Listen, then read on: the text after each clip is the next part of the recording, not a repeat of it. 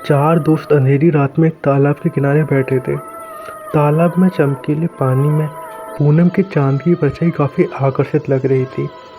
बीच बीच में काले बादल चांद को अपने आगोश में लेकर गायब हो जाते थे। सभी दोस्त हंसी मजाक कर रहे थे।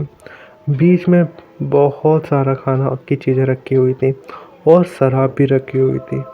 सभी दोस्त मिलकर बड़े चाव से उन चीज़ों पर हाथ साफ कर रहे थे। भाई कोई डरावना किस्सा सुनाओ ना। और राकेश किस्सा सुनाने लगा। रात के करीब 1 बजे थे। अंधेरी रात को वो समय, साथ ही बूंदाबांदी देखकर लग रहा था कि जोरों से बारिश होने वाली है। शहर की एक सुनसान सड़क पर एक ऑटो ड्राइवर चलता हुआ दिखाई दे रहा था। ऑटो ड्राइवर अपनी मस्ती में ऑटो चलाए जा रहा था कि तभी सड़क के एक तरफ कोई देखा। ऑटो के पास में ले जाकर ऑटो ड्राइवर ने पूछा, कहाँ जाना है? अगले नुक्कड़ पर। और वो औरत उस ऑटो में बैठ गई और फिर से वो ऑटो उस सुनसान सड़क पर चलने लगा। ऑटो में बैठी उस औरत की साड़ी धीरे धीरे ऑटो से बाहर जाते हुए हवा में लहरा रही थी। मैडम जी, आप कहीं जॉब करते हो क्या? नहीं तो क्यों? मतलब इतनी रात को आप इस सड़क पर खड़े थी इसलिए पूछ रहा हूँ। वैसे आपको जाना कहाँ है? आगे नुक्कड़ पर जो पीला बंगला है ना, मैं वहीं रहती हूँ। क्यों मजाक कर रही हो मैडम जी? बताइए ना आपको कहाँ जाना है। मैं मजाक नहीं कर रही हूँ, मैं उसी बंगले में रहती हूँ अकेली। पर उस बंगले के बारे में मैंने तो कुछ अजीब सी बातें सुन रखी हैं। अजीब सी बातें जैसे कि? मतलब उस बंगले में कोई बुरी आत्मा रहती है और जो लोगों को जान से मार देती है। लो, मेरा बंगला भी आ गया। ऑटो उस गेट पर रुक जाता है। ऑटो वाला धीरे से अपने सर को ऑटो से बाहर निकालकर बंगले की तरफ देखता है। बंगला काफ़ी अजीब और डरावना लग रहा था, जैसे कोई वीरान खंडर हो। ऑटो से नीचे उतरकर वो महिला अपने पर्स देखने लगी। भैया 1 मिनट रुको, मैं पैसे लेकर आती हूँ। और वो औरत बंगले के अंदर चली गई। ऑटो ड्राइवर के पास रुकने के अलावा कोई चारा नहीं था। वो डरा सहमा सा उस बंगले को निहार रहा था। मैडम के बंगले के अंदर जाते ही लाइट शुरू हो गई है। उस औरत ने खिड़की से पर्दा हटाया और ऑटो वाले से कहा, भैया 500 का छुट्टा है ना? उसकी आवाज़ सुनकर ऑटो ड्राइवर ने कहा, जी हाँ मैडम जी, छुट्टा है मेरे पास। इतना कहकर ऑटो ड्राइवर पैसे निकालने लगा और गिनने लगा कि तभी उस औरत का हाथ उसके सामने आ गया। वो हाथ सफ़ेद पड़ा हुआ था, जैसे किसी लाश का हाथ हो। उस हाथ में 500 का नोट था। ऑटो वाले ने उस औरत की तरफ देखा और उसकी जुबान जैसे हलक में अटक गई हो, क्योंकि वो औरत अभी भी बंगले के भीतर खिड़की में खड़ी थी। उसका लंबा हाथ बंगले से निकलकर उस ऑटो ड्राइवर के पास पहुंच चुका था। उस औरत की लाल आंखें उसे लगातार घूरे जा रही थी। उसकी डरावना रूप देखकर ऑटो ड्राइवर ने झट से ऑटो स्टार्ट की और बिना पीछे मुड़े तेजी से निकल गया। अच्छा भाई, और फिर उस ऑटो ड्राइवर का क्या हुआ? होना क्या था? ऐसी खतरनाक चीज़ देखकर 8 दिन तक बिस्तर पर रहा। अरे ऐसी घटनाएं तो भाई हम सुनते रहते हैं। कोई अच्छा सा और डरावना किस्सा सुनाओ। अच्छा, इस अंधेरी रात में यार डरावने किस्से सुनने में बहुत मज़ा आ रहा है। कोई और किस्सा सुनाओ। ठीक है तो सुनो। एक लड़की सुबह जल्दी उठकर एक कुएं से पानी भरने जाती थी। सूरज निकलने के बाद भीड़ हो जाने के कारण वो सुबह जल्दी ही पानी भरने पहुंच जाती थी। उस दिन वो सवेरे सवेरे कुएं पर पानी भरने के लिए पहुंची। कुआं गांव से थोड़ा दूर होने के कारण एक कच्ची सड़क से जाना पड़ता था। लड़की कुएं के पास पहुंची और बाल्टी कुएं में डाल दी। कुएं से एक बाल्टी पानी निकालकर वो वहीं पर बर्तन साफ करने लग गई और रात के सन्नाटे में उसके चूड़ियों की खनक साफ साफ सुनाई दे रही थी। आसमान में चांद की काफ़ी रोशनी आ रही थी। वो लड़की अपना काम में इतना मग्न थी और इतने ध्यान से कर रही थी कि उसकी एक चोटी टूट गई और उसके हाथ में लग गई, पर उसे के हाथ में से खून बह रहा था और उसे उस बात की कोई भनक नहीं थी। उसने बाल्टी दोबारा से कुएं में डाली।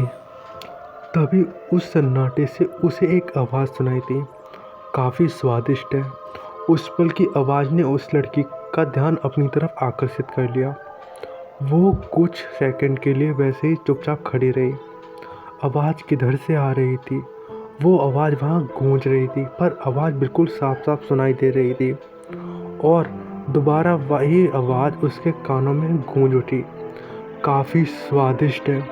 वो चारों तरफ नज़रें घुमाते हुए बाल्टी को ऊपर की ओर खींचने लगी। बाल्टी ऊपर आ गई और उसने बाल्टी उठाई, पर बाल्टी के अंदर पानी नहीं, खून था।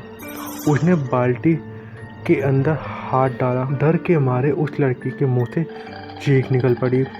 उसने उस बाल्टी को कुएं में फेंक दिया और भागने लगी, तो बाल्टी की रस्सी उसके पैर में फंस गई और वो धड़ाम से नीचे गिर गई। वो लड़की काफ़ी डर गई थी।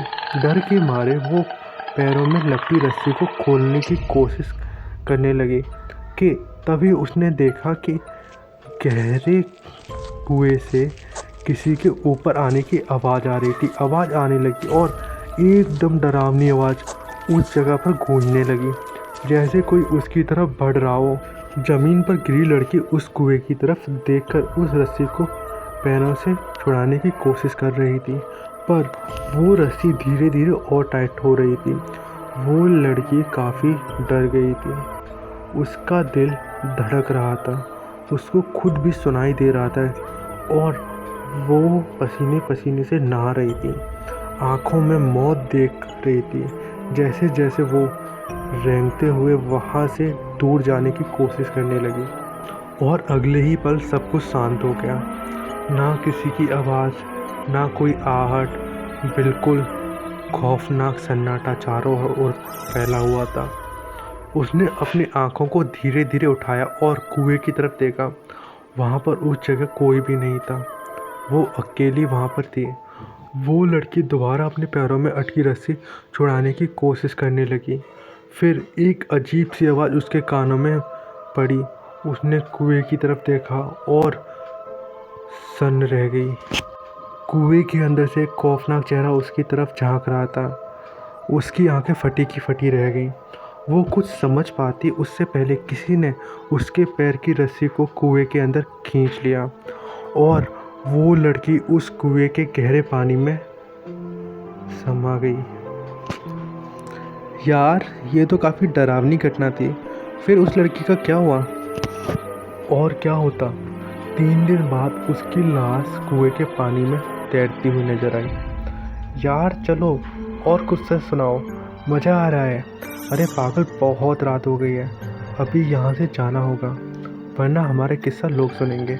वैसे ये काफ़ी डरावनी जगह है और इस जगह के बारे में भी बहुत किस्से मशहूर हैं। हाँ पता है, इस तालाब के भीतर एक आत्मा है। जो लोग पानी में तैरने के लिए आते हैं उनके पानी के अंदर कुछ खींच लेता है। अबे बकवास बंद करो, ये मनगढ़ंत कहानियाँ हैं, ऐसा कुछ नहीं है। वो उठ के खड़ा हो गया और पानी भरे तालाब को देखकर बोला, ए पानी वाले भूत, चल निकल, हम तुमसे नहीं डरते। देखा कोई नहीं है वहाँ है। इतना कहकर पीछे मुड़ा और वहीं बेहोश हो गया। अगले दिन हॉस्पिटल के बेड पर वो बेहोश पड़ा था। उसके माँ पिताजी बैठे थे, तभी उसे होश आ गया। पास खड़े डॉक्टर ने, अब कैसे हो? ठीक हूँ। तो डॉक्टर उसके पिता से पूछता है, वैसे हुआ क्या था? चारों की काफ़ी गहरी दोस्ती थी। महीने में एक बार वो खाना पकाकर मस्ती करने उस तालाब के पास जाते थे। 2 महीने पहले भी वो तालाब के किनारे गए। हमारा राकेश थोड़ी देर से पहुंचा। वहाँ देखने पर पहुंचा, तालाब के पास उसके दोस्तों का सारा खाना बिखरा पड़ा था। वहाँ कोई नहीं था। वो वापस घर आया और उसके दोस्त सभी की लाश 2 दिन बाद पानी में तैरती मिली। कहते हैं वहाँ किसी आत्मा ने उसे मार डाला था। मेरा बेटा हर महीने खाना बनाकर वहाँ जाता है। उसका मानना है वो लोग अब भी जिंदा हैं। पता नहीं ये सब कब ख़त्म होगा। और अपने बेटे को तब देखने लगा। वहाँ पर वो 3 दोस्त नहीं थे, बल्कि वो आत्माएं थी, राकेश के दोस्तों की आत्मा। Hello, I am your host पक्षी एंड आप लोगों का बहुत बहुत स्वागत है पॉडकास्ट के चैनल पर। Day 8 challenge 75 days.